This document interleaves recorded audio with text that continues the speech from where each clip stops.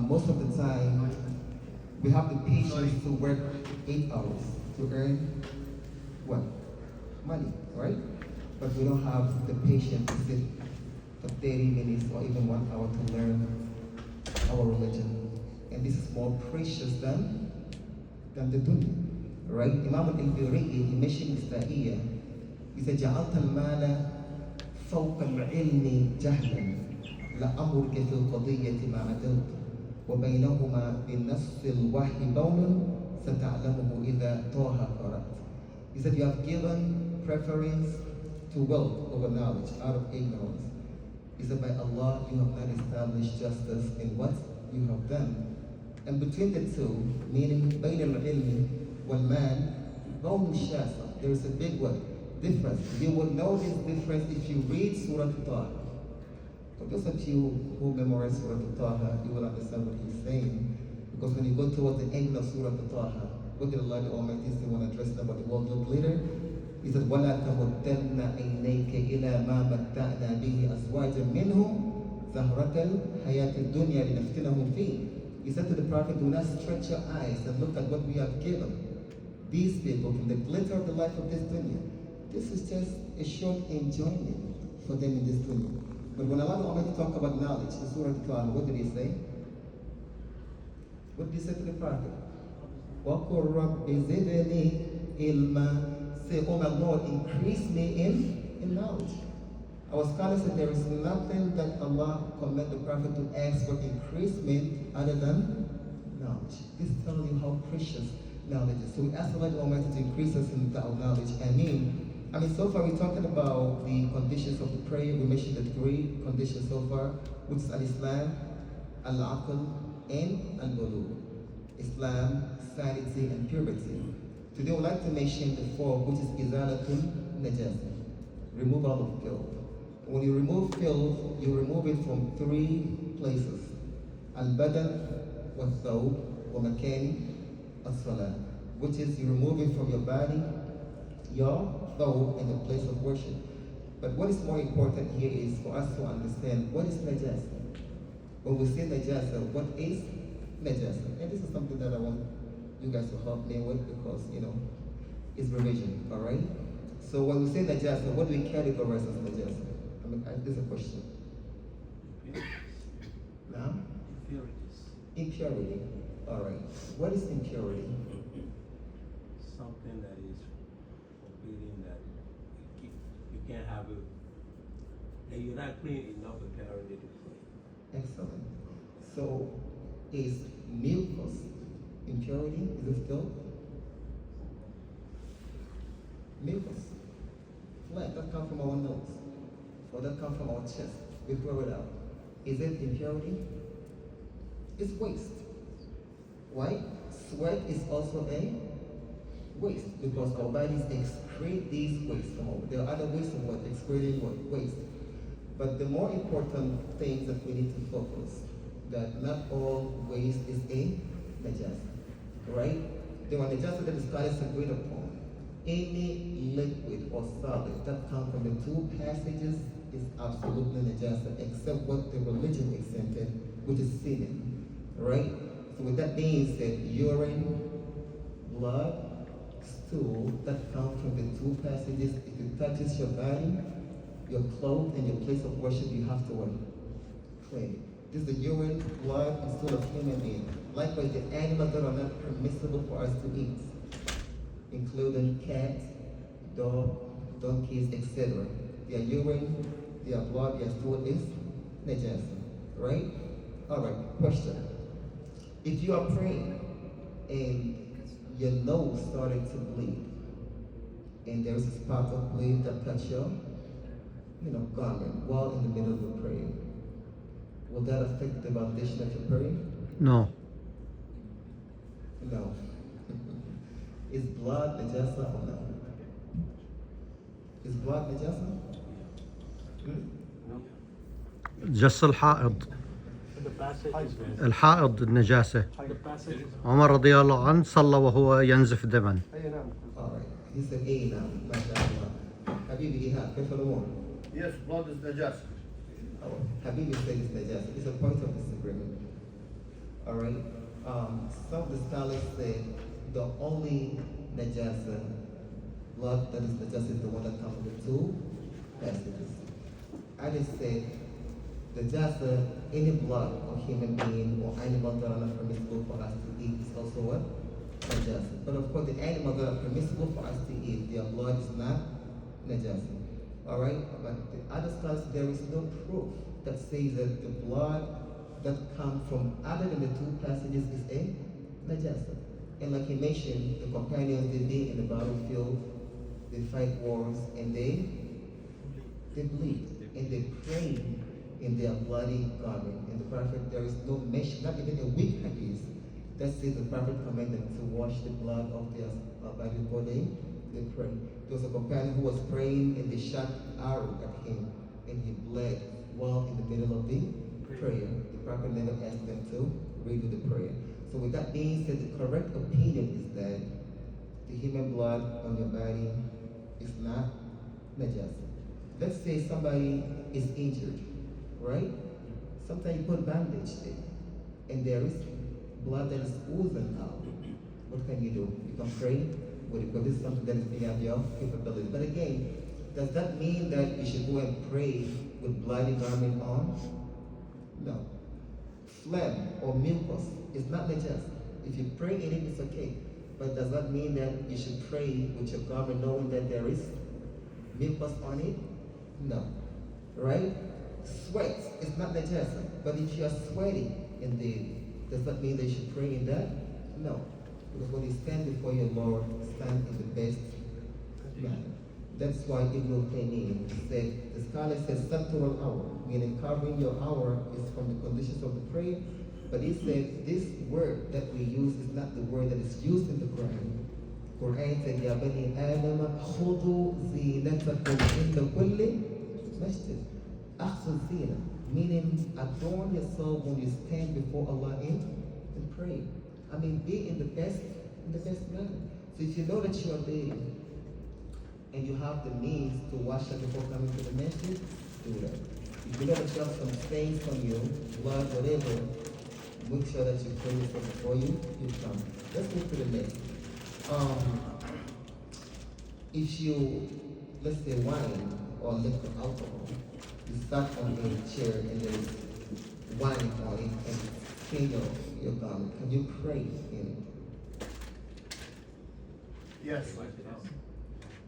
Controversial. If you don't know about it, like let's say you sit on it and you have no idea that there's a drop of alcohol on it. And But if you know it's wine, it's still on you.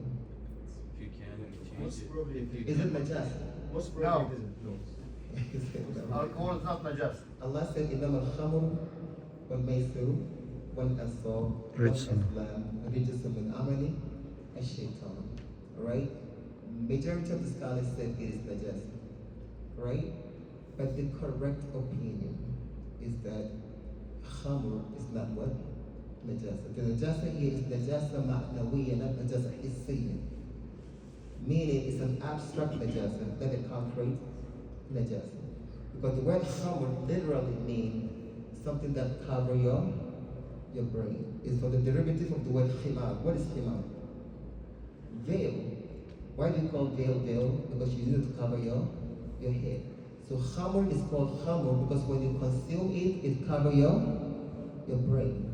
So this eye is not referring to the liquid khamr, it's referring to any form of intoxicant that you consume, whether you sniff it, or drink it, or smoke it. With that being said, weed is also khamr. So if you want to say that it's something liquid, wine, touch it, you have to clean it. If you touch weed also, you have to what? You have to what? Clean it, right? So this is telling you that this eye is not referring to najasa hissiyya, it's referring to najasa ma'nawiyya, meaning it's from the act of the devil, therefore stay away from it. But the eye also mentioned asal, which is idols. So if you touch an idol, does that mean that you should go and wash your hands? No. So the correct opinion is that khamr, if it touches you, is not a najasa. Some cologne, some perfume contains khamr in it, alcohol in it. If you spray it on your body, does that mean that it is najasa? No. Okay, however, if the real pure heart will touch your body, the best thing is to what? To wash it before you pray. We have to differentiate between what is okay and what is the best thing to do. If you have understanding of the thing, it makes your life much easier. Another thing, when a dog, we do know that if a dog lick your bowl, you have to wash it how many times? 7 أولهم أو آخرهم في التراب. Excellent. One of those questions must be thorough. Now you're living in a neighborhood that people walk with their dog, they come sniff you, or sometimes they what? They lick your garment and stuff like this. What do? Do you go home and wash it? Or can you pray in it, knowing that the dog lick it with its garment? A mess. Wash brush. You can pray. Washing with saliva? So, like, No, you can. You cannot use saliva. so every najasa is haram for us to work, to consume because it's harmful. But not everything that is haram for us to consume is najasa. You have to understand that. Poison is haram for us to eat, but poison is not a najasa, right? The Prophet said we should clean it because it's harmful for us. If we eat in it without cleaning it, right? This is the reason why the Prophet said so. Some of the scholars, again, some of the fuqaha use that hadith to say that if a dog lick your skin or whatever, you still have to clean it because the dog is, impure. But we do know that the urine of dog is najasa. The stool of dog is najasa. But the spit of dog is not najasa, but it is harmful. Meaning, don't let it go in your mouth. But if it touch you, it's not what? It's not najasa. The skin is not najasa. All of this, again, is a point of disagreement, but the correct opinion is what he says. So, in a situation like this, the best thing is to take a precautionary measure. When scholars have differences of opinion, if you can clean it, clean it. But if you're not able to and you pray in it, your prayer is legit. I hope it is understood. All right, we ask Allah the Almighty to grant us understanding of the deen. Ameen. Does anybody have a comment or a question? Why we have to make wudu after eat from camel? It's recommended, it's not mandatory. Because there's hadith that the Prophet recommended us to. Camel, they have a characteristic of shaitan in them. That's why the Prophet said we can pray at where the sheep and goat and cow live, but not where the camel was.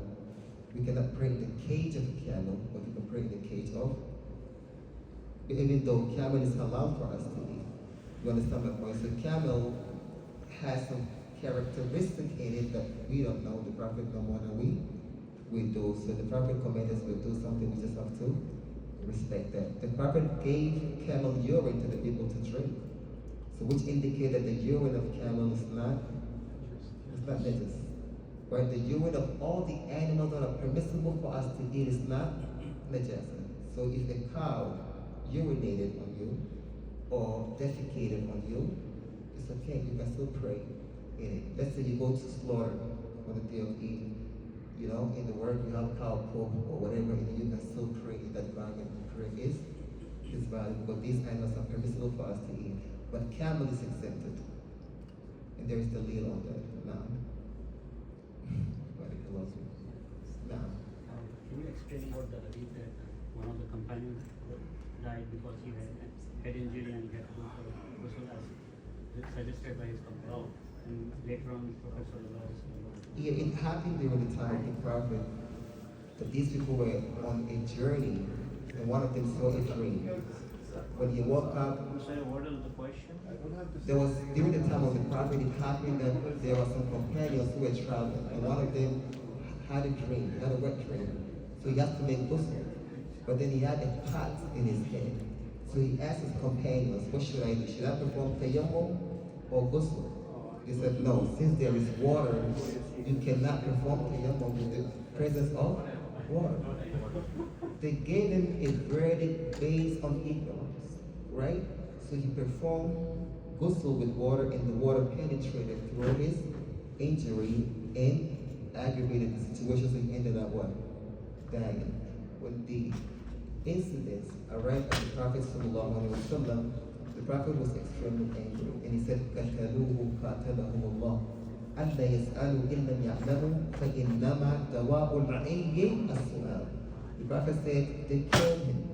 May Allah the Almighty curse them. Will they not ask if they do not know? For indeed the remedy for ignorance is to ask. That's why it's dangerous to give verdict without knowledge, because you may end up creating more harm than benefit. You know, Ali radiallahu anhu, one day he saw a man talking to the people in the masjid. He said, ask him, does he know an-nasikh wal-mansukh? Meaning the verses that abrogates and the one that is abrogated. If he does not know, then kick him out of the masjid. Why? Because he will corrupt more than he will reform. So if you don't know, it's dangerous to stand in, put yourself to give people verdict. This is very dangerous. So this is what that hadith is, talking about. Be careful of giving, putting yourself in a place of giving verdict and giving out when you don't have the firm knowledge, you're not firmly grounded.